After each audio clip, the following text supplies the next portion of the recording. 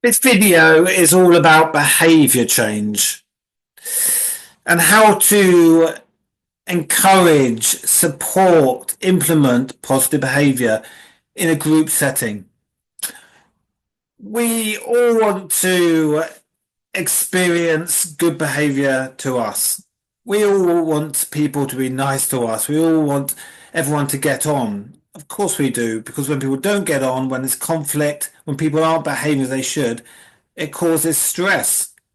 And there is a saying, you can't change other people. You can only change your reaction to what other people do. And that's right to an extent.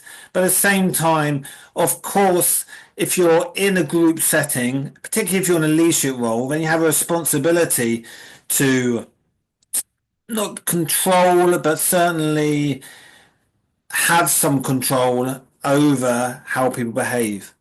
And behavior is such an important thing for the well-being and of society. And every situation in life, there's expected behavior and responsibilities for behavior with some sort of rules attached to that. So if you look at society, we're expected to behave in a polite, respectful way, not do anything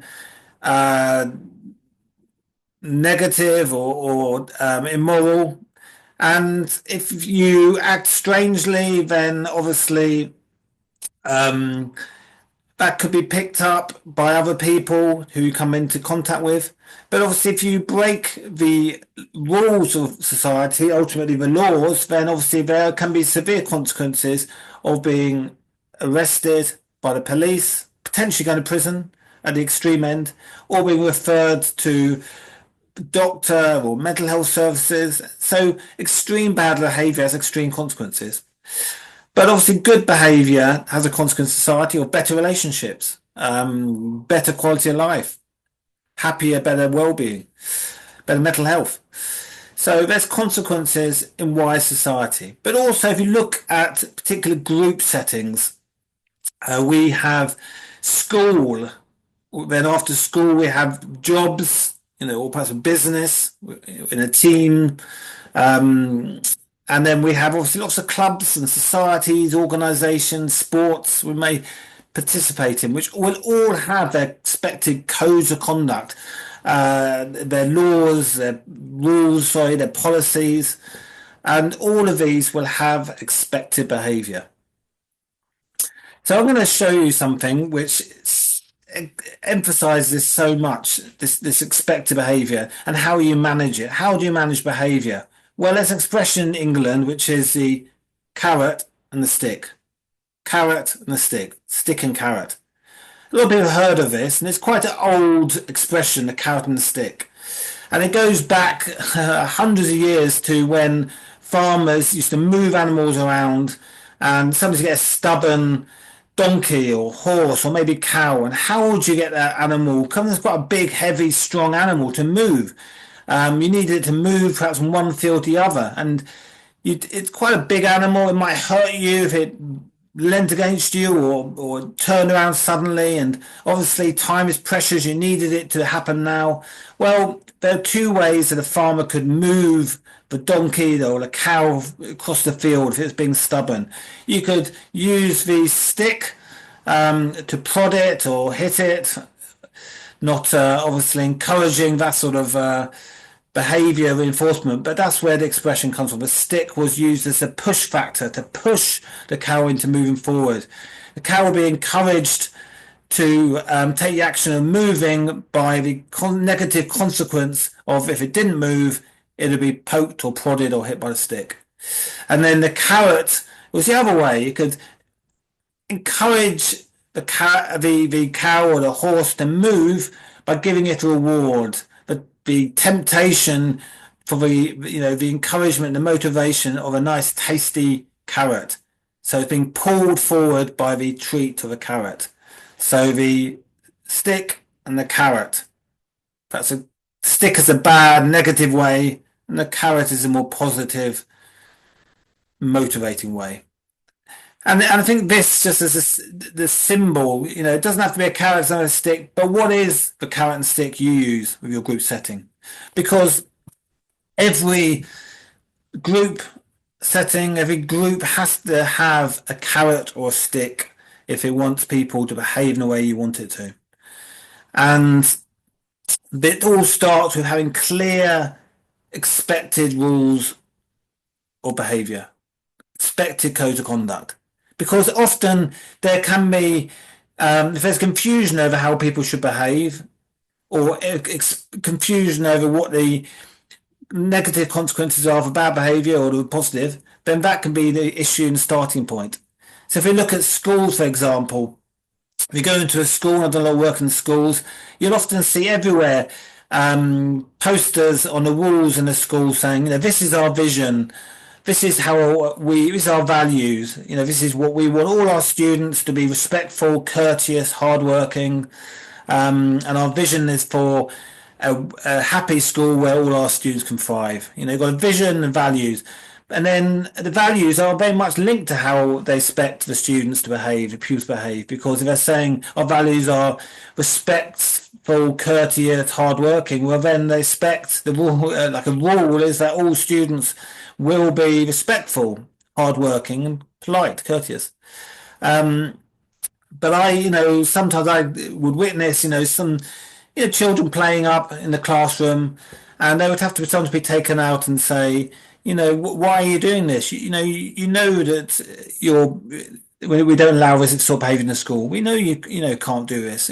We'd ask them, the start of always of asking questions. Do you know but that's wrong? Do you understand that you're breaking the school rules there?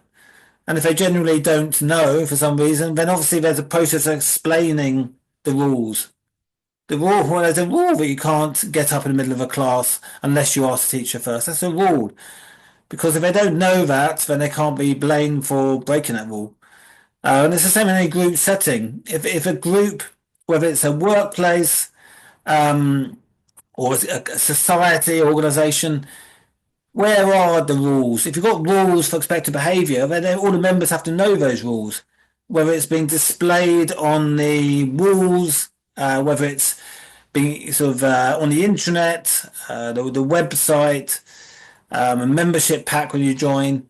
It all starts with being very clear about what you expect from the members of the group. What do you expect them to behave like? Because if they don't know, then you can't blame them when they don't follow the rules, if they don't know what the rules are. Once you're confident that everyone knows what the rules are, there's often when you go to a school, or where a child goes to a school, or someone joins a company in a job, there's an induction process. And that induction process often starts with these are the rules, and this is how we expect you to behave. And these, coming back to my policy, if you look at workplace, all the rules at work will have a policy. It's, a HR policy, so that if you break a rule, there is a process for what will happen. But also, if you follow the rules, there's a process happen. It's all about boundary setting so that everyone knows clearly where the boundaries are. And boundaries are all about reinforcing what is expected for good behavior. You can do anything you want within here, but within this section, you have to do this. Within this section, you have to do this. Or you can behave a certain way with these people, but not that way with this people. Boundaries can change depending on who you're with, where you are, that's a time, place, what the action is. But boundaries have to be clear. They may vary in certain settings, but in each setting they have to be clear. So a lot of this is about consequences. What is the consequence if someone doesn't behave well? What is the consequence if someone does behave well? There has to be clear consequences if you break the rules. But there's also be clear consequences if you behave well. It's got to be both. So I'm going to do a few examples of that. So if you look at school, and school is such an important thing because most of our socialization comes from when we're children. We start afresh when we're born, and then we learn to speak, we learn to walk, but we're learning how to behave. We're learning what we need to do to get those rewards, from our parents. Then we go to school and we learn how we should behave, what we need to do to have a good experience at school so we don't get in trouble. So we get rewards. And in school, there's those rules, like I explained earlier. If you break the rules, you get talked to by the teacher, maybe the head teacher, maybe speak to your parents. The most severe, perhaps exclusion. It's at the extreme end. But then there's rewards if you behave well. You could have perhaps a sticker, gold star, a reward from the certificate. There's lots of reward systems in place, and there needs to be both.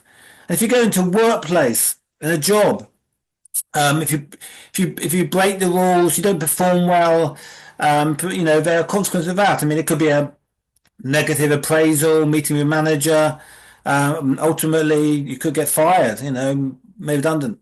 But in between that, there's obviously consequences for how your negative behavior is dealt with by HR, human resources. How do they then meet you and discuss and deal with any possible negative behavior? But on the positive side, if you behave well at work, then you can get a positive appraisal, positive promotion, a bonus, all sorts of incentives, awards within the workplace. Then I'm going to give you an example of where they didn't quite get it right. And that was a prison in London. A lot of prisons obviously have very challenging members of that community, the prisoners. And by the nature of what a prison does, there's going to be regular incidents and incidents of conflict that has to be resolved. And obviously a prison wants everyone to behave well, follow the rules. And a lot of prisoners do too, because like I said earlier, where people aren't following the rules, it creates conflict, and conflict is stress. So a prison has to manage constant sources of conflict and constant times where prisoners won't follow rules. And there's this one prison in London, and it had some instance where prisoners weren't behaving, and they found it was getting worse, it's escalating. So little things were spiraling out and exploding, and behavior was getting worse and worse with a type of behavior. Little instances become big instances, and it's leading to quite worrying, instant violence and destruction of property. And so what the prison did was it clamped down, zero tolerance, and it's less time in the outside the cell, losing privileges. What they found was the more they clamped down, the more prisoners rebelled, and the incidents got worse. So an outside reviewer came to prison and looked at what's happening and gave some recommendations. And one of the recommendations was to improve, balance out the zero tolerance policy for bad behavior with more rewards. There was, they found that the prisoners knew what were consequences of bad behavior, but they didn't feel motivated to behave well. Why should they feel well, behave well? They're in a stressful environment. They didn't want to be there, cooped up. They weren't happy being in prison, and there was no reward for good behavior. So why should they behave well? So what the prison did was rewarded good behavior. So they said if you don't do commit any of these instances, if you follow the rules, then there's privileges. Privileges in helping out with a job in the prison, more books from the library, more money to spend at a shop. I don't know, more time outside the cell. And what they found was that prisoners responded to these motivations, these rewards, these incentives, and good behavior. The bad behavioural incidents went down massively, massive drop, noticeable. Of course, there's still instances coming up every now and then. That's the nature of prisons. But the problem they had was escalated and almost out of control, dropped rapidly.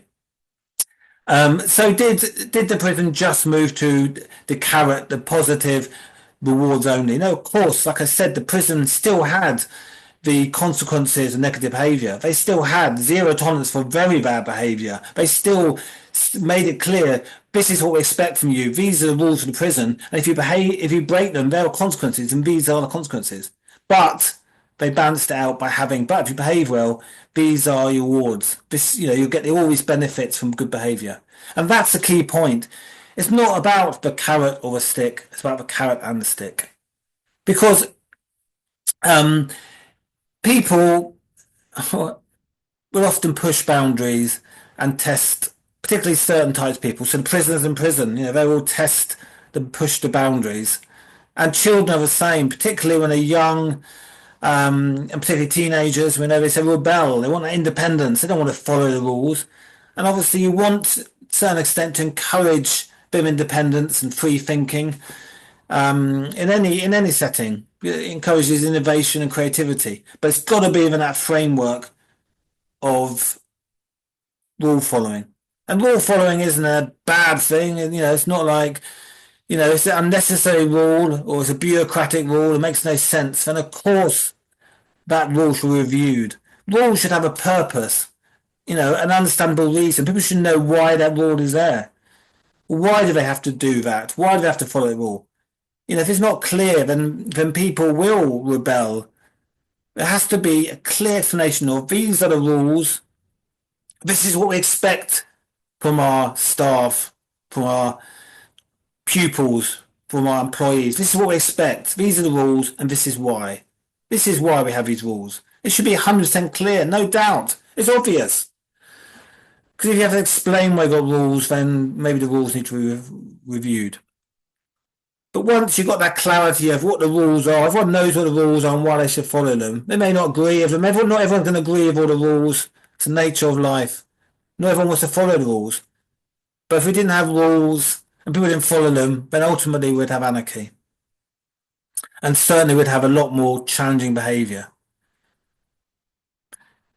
So whatever setting you're looking at managing better, like I say, it could be a school, it could be your organization where you're a leader, leadership role, a manager or higher up position, a team leader. Or it could be a club, an organization. It could be little things. It could be people being a little bit rude, disrespectful, not listening. It could be something small of that, or it could be something more severe. But just maybe start by one, reviewing what are your rules for good behavior? What are your codes of conduct? Do they make sense? Do they need reviewing and updating? Does it cover everything? Are they all needed? Does everyone aware of them? Do you need to refresh people's minds? Do you need to refresh people's minds and remind them what your codes of conduct are, what your rules are? Maybe a little article in a newsletter, a little email sent round, something on the internet, a little talk. It's all how you do in life, not what you do. So communicate in the right positive way. Remind people the rules can be a positive thing, especially if it's not just concentrating on what happens if you break the rules, but it's also if you behave well, we've got a reward scheme process. We've got this, if you do perform well, we've got this bonus scheme. We've got these perks we're introducing. Isn't that great? Isn't it positive? Rule reinforcement should be all about encouraging and motivating people to perform the best they can, to behave well so they can achieve, so they can contribute, so they can collaborate. Because if in life it's all about relationships with people, work with people, talking to people.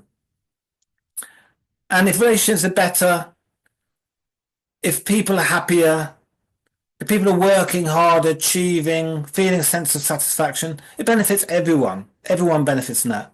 So they're saying that you can't change other people. You can only change yourself, change your reaction of people. That is true to an extent, but at the same time, if you're in a leadership role in some level, then it is your responsibility to encourage or manage change and make sure that people's behavior fits what is expected and what is needed. So there's tips and there's thoughts on behavior and how to manage behavior and encourage positive behavior. thinking about consequences, boundary setting,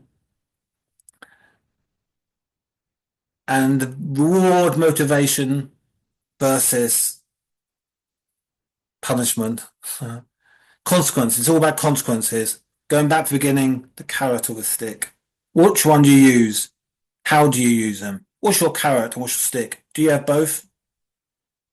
Do you offer really amazing, powerful, fantastic tasting carrot that people think, wow, I'm going to behave, I'm going to work really hard, I'm going to do the best I can, I'm going to achieve, I'm going to contribute, I'm going to get involved, I'm going to behave well, I'm going to get that carrot. You have a little bit of, I don't want to break the rules because I don't want that step. So, my name is Nick Ronald, Secret TV. Please do, if you like this video, comment, share, subscribe, join the community, and I'll be sharing some more tips soon.